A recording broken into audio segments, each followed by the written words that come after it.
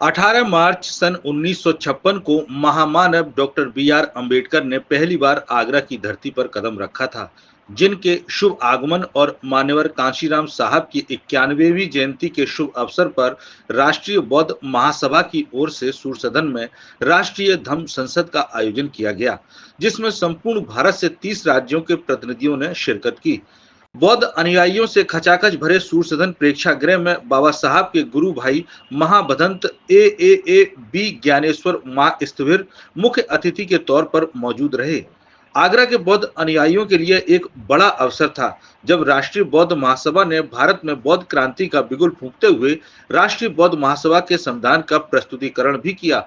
कार्यक्रम में आए बुद्धिजीवियों ने भी आरबीएम की इस पहल की प्रशंसा की और कहा कि आज तथागत के दर्शन को भारत के हर कोने में ले जाने की जरूरत है और संस्थापक अध्यक्ष धर्म प्रकाश भारती की अगुवाई में आरबीएम इस काम को पूरी निष्ठा के साथ कर रही है।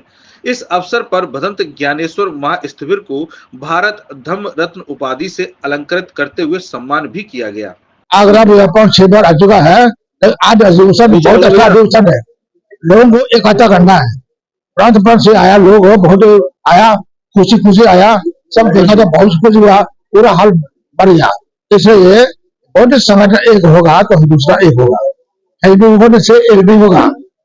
जात व्यवस्था है, दूसरे से भी अपना का नहीं है, ईसाई होने से अपना का नहीं है। बौद्ध संगठन आगे बढ़ रहा है और यह आप इलाहाबाद का तो कह रहा था ये हम लोग किसी तरह से फोड़े, ये लोग फोड़े अलग अलग हो जाएगा चारेगा।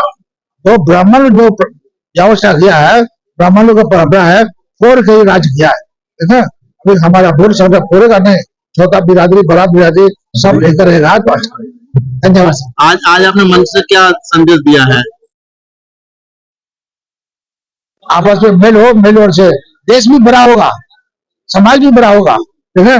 देश भी बड़ा हो, समाज भी बड़ा हो तो हमारे सब महाबोधि विहार का मामला चल रहा है। महाबोधि मामला चल रहा है। महाबोधि मामला में जो हमें 11 हमको आकाश रामा शिल्प का सिर सब छिपा दिया। तो वहाँ भी भेदभाव, अगर भेदभाव रहेगा तो अच्छा रहेगा। कब्जा हमारा खुशी में भी कब्जा करने आया।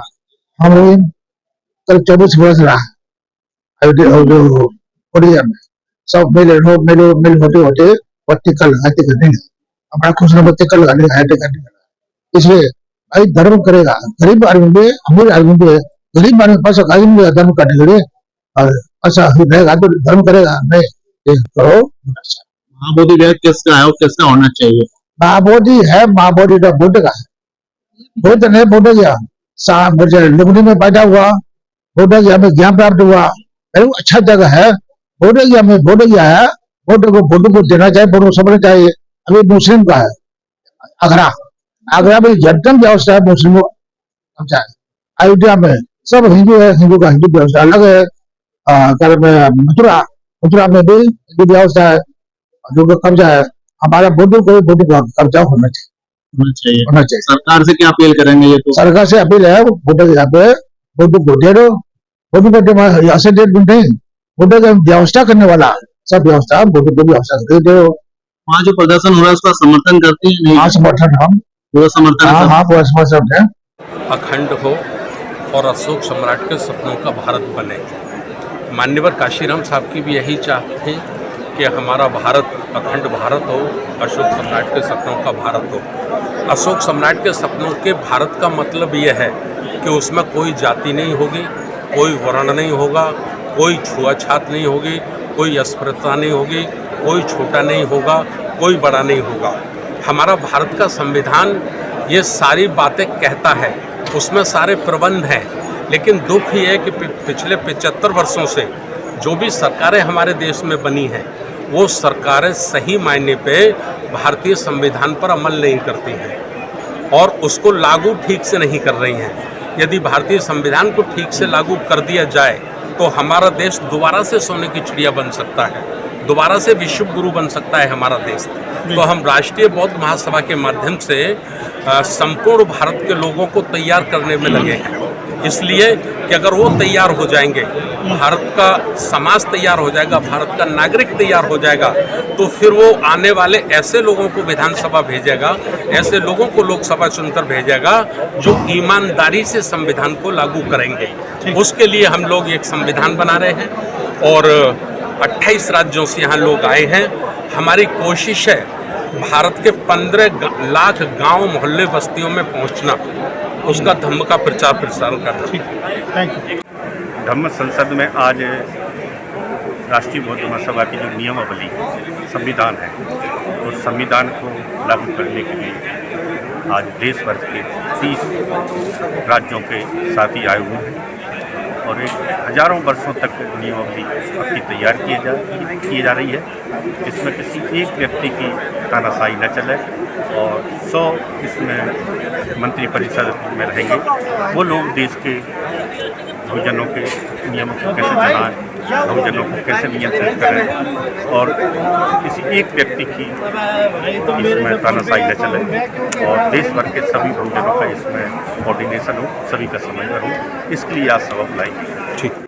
देखिए, ये धम्म संसद आदरणीय संस्थापक महोदय का जो पिछले कई महीनों से उनका विचार था, जब ये धम्म संसद के लिए जो विचार उन्होंने बनाया, आज साक्षात रूप से सूर्य सदन के प्रेक्षागृह के अंदर साक्षात उतारा। 30 प्रांतों के लोगों ने इसमें भाग लिया है और एक संकल्प है आज कि हम भारत में बौद्ध बनने का पूरा प्रयास करेंगे।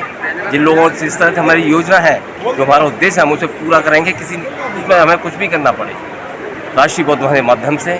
और संस्थापक अध्यक्ष जी ने एक बात जो कही थी कि सम्राट अशोक का ही ये देश है, क्योंकि सारी करेंसी, झंडा, सत्यमेव जयते जितने प्रतीक हैं वो सब सम्राट अशोक का यही देन है। संविधान परम पूज्य बोधि सत्य बाबा साहब ने भी पूरी तरह पूर्ण काम किया था।